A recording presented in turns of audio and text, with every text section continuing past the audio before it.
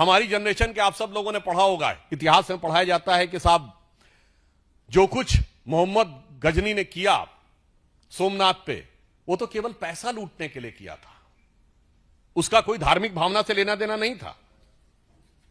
और इतना ही नहीं, और इसका स्रोत कहां से आता है? पंडित जवाहरलाल नेहरू की डिस्कवरी ऑफ इंडिया। जो मूल एडिशन 1948 में छपा है उसमें 161 और बाद के एडिशन में 240 के आसपास आ जाता है, तो पेज नंबर वेरी कर सकता है, पर आप जाकर चेक कर सकते हैं। वो कहते हैं Mahmud was far more a warrior than a man of faith. Like many other conquerors he used to exploit the name of religion for its conquest. India was to him just a place from which he could earn the treasures and material. यानी वो कोई धार्मिक उन्मादी नहीं था, वो तो पैसा कमाने के लिए आया था और उसके लिए भारत में आकर सिर्फ पैसा प्राप्त करना ही उसका उद्देश्य था।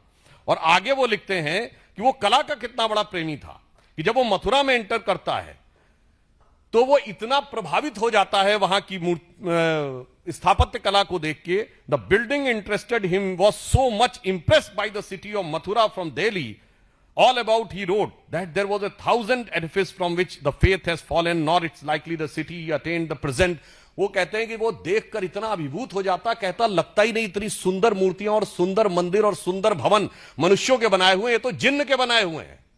और कहते देखिए जवाहरलाल नेहरू जी कहते हैं कि महमूद गजनी कितना कला का प्रेमी था, जबकि उन्होंने जिस बुक से लिया है वो उसके साथ आए हुए खुद के इतिहासकार उतबी ने अपनी किताब तारीख यामनी में लिखा है कि जिस समय उसने मंदिर पे कैप्चर कर लिया और वहां के समस्त पुरोहित और राजा उनके पास गए और उन्होंने कहा कि शिवलिंग को खंडित मत करिए, इसके बदले में हम आपको लाखों स्वर्ण मुद्राएं देंगे।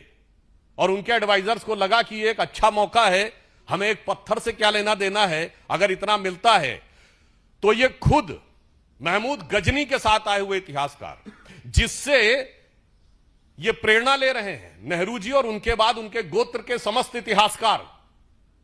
वो क्या लिखता है? कहता महमूद ने मना कर दिया।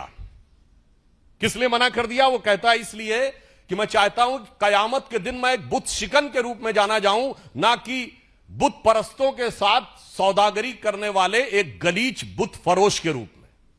यानी शुद्ध हिंदी में कह देता हूं, अर्थात मैं चाहता हूं कि कयामत का दिन आए तो मेरी ख्याति हो कि मैंने मूर्ति भंजक के रूप में मेरी ख्याति हो, ना कि मूर्ति पूजकों के साथ सौदागरी व्यापार करने वाले एक नीच इंसान के रूप में।